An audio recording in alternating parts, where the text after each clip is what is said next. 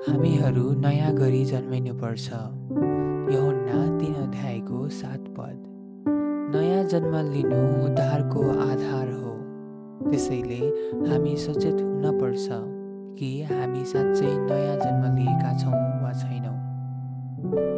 धेरै मानिसहरू आफू उद्धार पाएका छौँ भन्छन्, तर वास्तवमा छैनन्। केवल आफूलाई क्रिस्चियन भन्नु, क्रिस्चियन देशमा जन्मनु वा बाहिरबाट क्रिस्चियन देखिनु मात्र पर्याप्त छैन। नयाँ जन्म लिनु त्योभन्दा धेरै महत्त्वपूर्ण कुरा हो। नयाँ जन्म रहस्यमय छ, जुन कुरा मानव शब्दहरूले पूर्ण रूपमा वर्णन गर्न सकिँदैन। येशूले भन्नुभयो, हावाले जहाँ इच्छा गर्छ त्यहाँ जान्छ, अनि तिमीले त्यसको आवाज सुन्छौ, तर यो कहाँबाट आउँछ र कहाँ जान्छ भनी जान्दैनौ। पवित्र आत्माबाट जन्मिएको मानिस पनि त्यस्तै हुन्छ। यूहन्ना 3:8। यसको अर्थ नयाँ जन्म आत्मिकी कार्य हो, जुन हामी आफ्नै बलले गर्न सक्दैनौँ। केवल परमेश्वरले मात्रै दिन सक्नुहुन्छ। तर यो परिवर्तन वास्तविक हो र अनुभव गर्न सकिन्छ। पवित्र जीवनद्वारा यसको प्रमाण देखिन्छ र आत्मिक रूपमा अनुभूति गर्न सकिन्छ। यो कुरा बाहिरी परिवर्तन होइन, बरु परमेश्वरले हाम्रो हृदय नै परिवर्तन गरिदिनुहुन्छ। नयाँ जन्म भनेको केवल हाम्रो नाम वा बाहिरी व्यवहार परिवर्तन गर्नु होइन, तर हाम्रो पुरा जीवन रूपान्तरण गर्नु हो।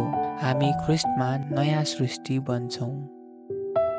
कल्पना गर्नुहोस्, एउटा मृत शरीरलाई जति सफा गरेर राम्रो कपडा लगाइदिए पनि त्यसले जीवन पाउँदैन।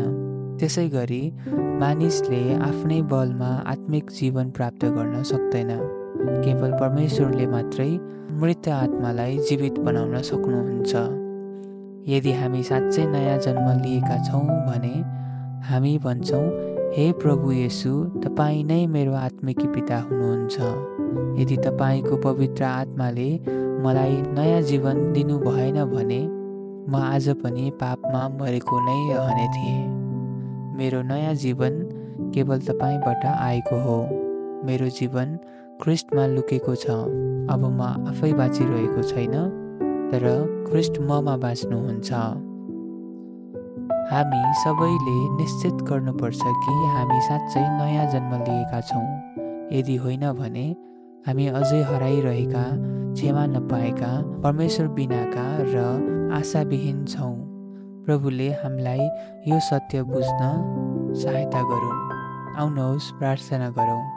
हे पिता, म ख्रिस्टमा नयाँ जीवन पाएको यो महान उपहारका लागि धन्यवाद दिन्छु। कृपया मेरो हृदय जाँच गर्नुहोस् र मलाई आफ्नो आत्माद्वारा नयाँ जन्म लिन दिनुहोस्। मेरो आत्मालाई नवीकरण गर्नुहोस्। मेरो हृदय परिवर्तन गर्नुहोस् र मलाई तपाईँको महिमा गर्न सक्ने जीवन जिउन दिनुहोस्।